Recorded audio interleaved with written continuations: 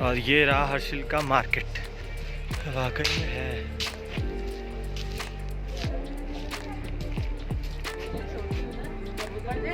देख लिया, हम हर्षिल के मार्केट में हैं और जैसा सुना था वैसा सच में काफ़ी ज़्यादा खूबसूरत है।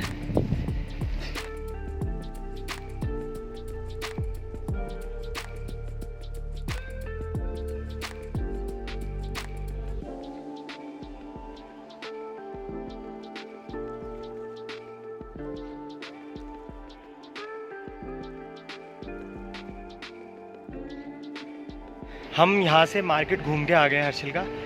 अभी उस टाइम यहाँ पे सीएम आ रखे थे उत्तराखंड के, तो इस वजह से हमें जाने नहीं दिया। लेकिन अब हम बाइक लेके आगे से जा सकते हैं, जो मेन एंट्री है, फिर वहाँ से ऊपर गांव की तरफ जाके एक बार देखते हैं कि कैसा है।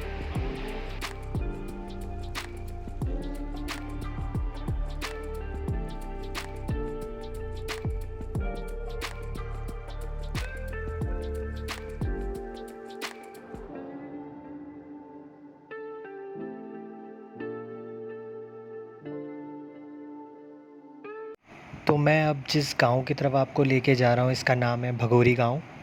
और जैसे ही आप हर्षिल का मार्केट पार करेंगे और 1.5 से लगभग 2 किलोमीटर आगे जाएंगे तो एक रास्ता पुल से होके जाता है, तो वो सीधा भगोरी गांव की तरफ जाता है। ये गांव अपने आप में बहुत सुंदर है, क्योंकि सबसे पहला कारण तो ये एक पहाड़ों के बिल्कुल बीचों बीच बसा हुआ है। और दूसरा इसका कारण है कि ये जो गांव है, इसके जितने भी घर हैं वो सारे आज भी बहुत पुराने हैं। जैसे कि जो घर हैं वो ज़्यादातर लकड़ी के बने हुए हैं, तो इसकी जो बनावट है वो आपको पूरा पुरानी यादें ताज़े कर देंगी और आपको ऐसा लगेगा कि आप किसी ऑथेंटिक पहाड़ी गांव में हैं। तो ये इसकी खासियत है। तो आइए इस गांव को थोड़ा और अच्छे से जानते हैं।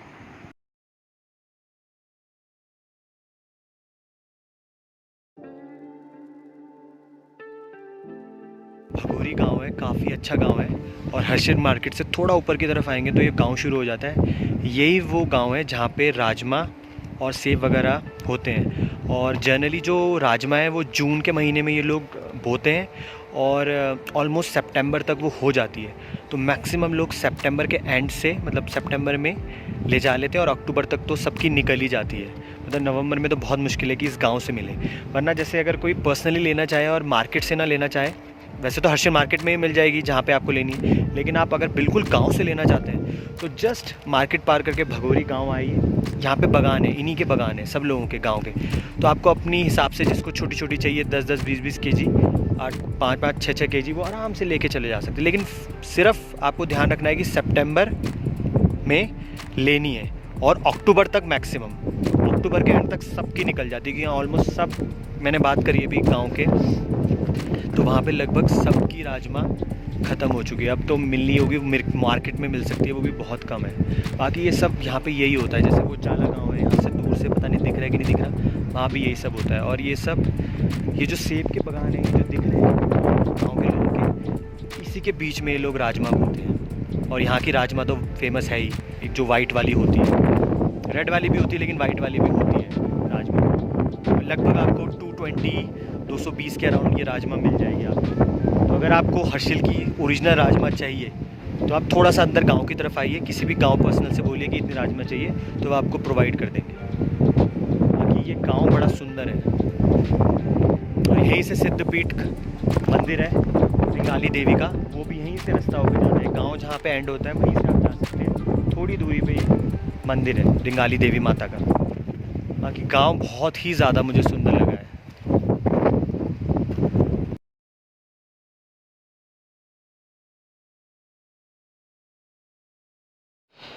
तो ये मेरा जो पूरा सफ़र रहा है गंगोत्री और गौमुख यात्रा का, ये काफ़ी ज़्यादा सुखद और सुकून देने वाला रहा है।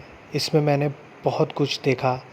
काशी विश्वनाथ का मंदिर देखा, गंगनानी गर्म कुंड देखा, सूर्य कुंड देखा, गौरी कुंड देखा। दिवाली वाले दिन गंगोत्री धाम में माता के दर्शन किए, गौमुख यात्रा करी, वहाँ पे माउंट शिवलिंग देखा। सब कुछ मेरी यादों में बस गया है और ये हमेशा मेरे साथ रहेगा। और अगर आपको ये पूरी सीरीज़ पसंद आई हो तो प्लीज़ कमेंट बॉक्स में कमेंट करिएगा। अगर चैनल पे पहली बार आए हो तो सब्सक्राइब करिएगा और अपना सपोर्ट यूँ ही देते रहिएगा। मैं कोशिश करूँगा कि आने वाले समय में आपको इसी तरीके से मैं वीडियोस लाता रहूँ।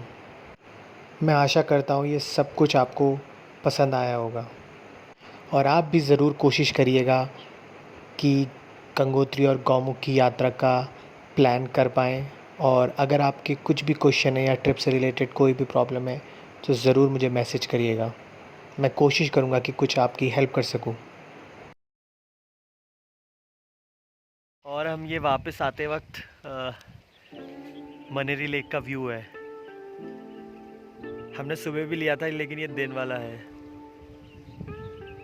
अभी बहुत ही सुंदर है, बहुत ही अच्छा है, बहुत अच्छा व्यू पॉइंट है यहाँ पे बैठने के लिए।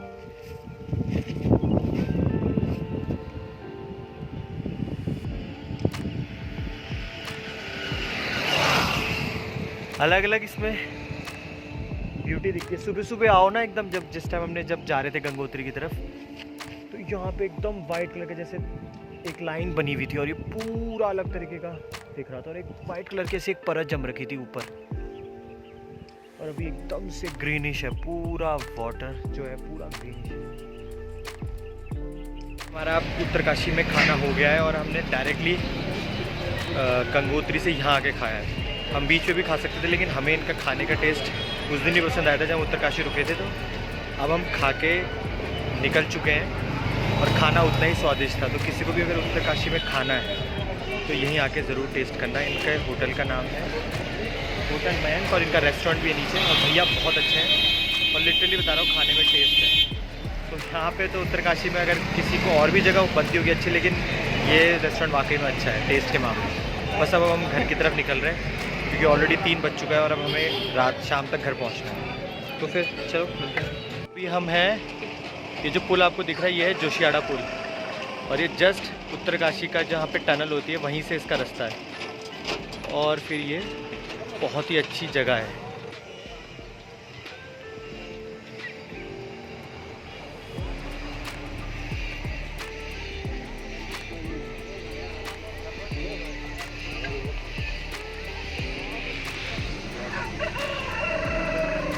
और वहाँ पे सामने बोटिंग भी होती है और आपको यहाँ पे दिख भी जाएंगे वो वहाँ पे एक लोग बोटिंग भी कर रहे हैं। तो जिनके पास समय है वो यहाँ पे बोटिंग भी कर सकते हैं।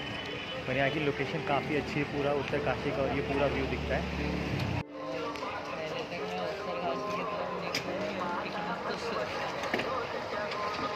धरासू बैंड है, इसी के पास से यमुनोत्री का रास्ता भी जाता है। तो यमुनोत्री यहाँ से 109 किलोमीटर है। तो जो लोग गंगोत्री से वापस आ रहे हैं और उत्तरकाशी पार करते हैं, फिर उत्तरकाशी से नीचे की तरफ जाते हैं मतलब चंबा या देहरादून की तरफ, तो उसी बीच में धरासू बैंड पड़ता है और धरासू बैंड से यमुनोत्री 109 किलोमीटर जाता है। और हाँ मतलब और जो लोग तो डिपेंड करता है, अगर आप गंगोत्री से वापस आ रहे हैं तो आप ये रास्ता फिर यमुनोत्री की तरफ ले सकते हैं। और अगर आप यमुनोत्री से आ रहे हैं तो आप फिर इस रास्ते पे निकलेंगे जो कि गंगोत्री वाला रास्ता है। यहाँ से ये जो धरासू बैंड पड़ता है यहाँ से अभी आपका 26 किलोमीटर है यहाँ से उत्तरकाशी। तो ठीक है, आप पे डिपेंड करता है। अगर आप यमुनोत्री से आ रहे हैं तो आप इसी रास्ते पे निकलेंगे, फिर आप यहाँ से 26 किलोमीटर आप उत्तरकाशी, फिर वहाँ से आप 100 किलोमीटर आप गंगोत्री। या फिर अगर आप गंगोत्री से वापस आ रहे हैं तो फिर आप उत्तरकाशी होते हुए धरासू बैंड पे रुकिए। उत्तरकाशी के 26 किलोमीटर बाद पड़ेगा धरासू बैंड, फिर यहाँ से आप यमुनोत्री की तरफ निकल जाइए और यहाँ से यमुनोत्री 109 किलोमीटर है। और अगर आप सीधा रूट लेना है फिर तो आप नॉर्मल रूट पे निकल ही जाएंगे ऋषिकेश और हरिद्वार। और ऋषिकेश लगभग 140 किलोमीटर है यहाँ से और हरिद्वार 167। और अगर आपको देहरादून जाना है तो चिन्याली सौड़ के थोड़ा आगे जाके एक राइट साइड को रोड जाती है जो कि आपका फिर आपका पीछे वाला रास्ता लेते हुए फिर आपको मसूरी पे निकालती है। तो वो भी डिपेंड करता है कि कौन कैसे कहाँ जाना चाहता है।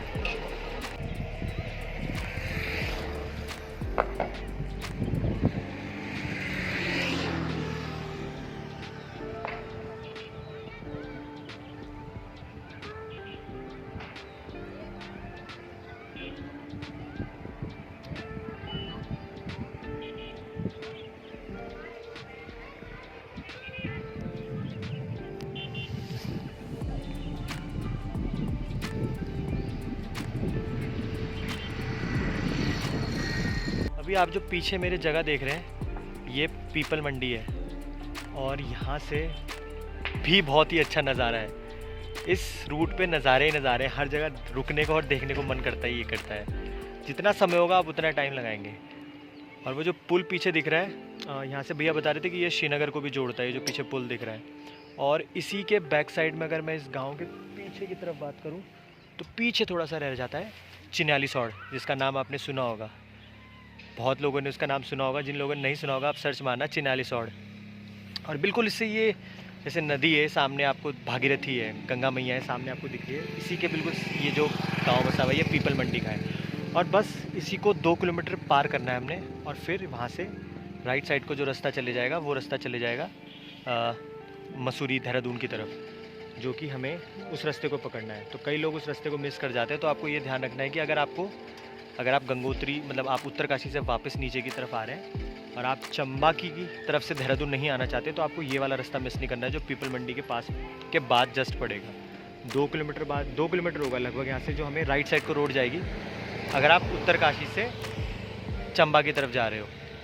और ये वो रास्ता है, अभी जो मैं आपको बोर्ड दिखा रहा हूँ ये वो रास्ता है जो आपको सीधा ऊपर की तरफ रास्ता चल जा रहा है। सीधा ऊपर की तरफ मतलब जो सीधा रास्ता जा रहा है वो आपका चले जाता है चंबा को। चंबा यहाँ से लगभग 60 के करीबन है। और फिर वहाँ से भी आप देहरादून की तरफ जा सकते हैं या फिर न्यू टिहरी की तरफ या फिर ऋषिकेश की तरफ जा सकते हैं। और यहाँ से ये रास्ता जो ऊपर की तरफ जाता है, यहाँ बोर्ड लगा हुआ है मिनी इंडस्ट्रियल एस्टेट, ये देहरादून को चले जाता है शॉर्टकट मसूरी से होता हुआ। तो यहाँ से लगभग देहरादून 100 किलोमीटर के अराउंड पड़ता है।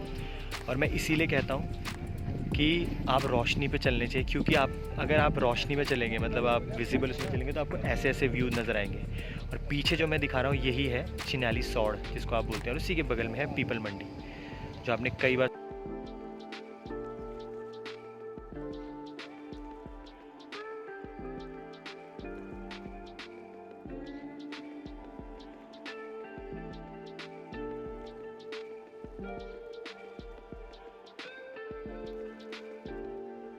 ये इस तरफ का व्यू है। इससे पहले जो व्यू था वो मैंने बिल्कुल पीपल मंडी के बगल में था।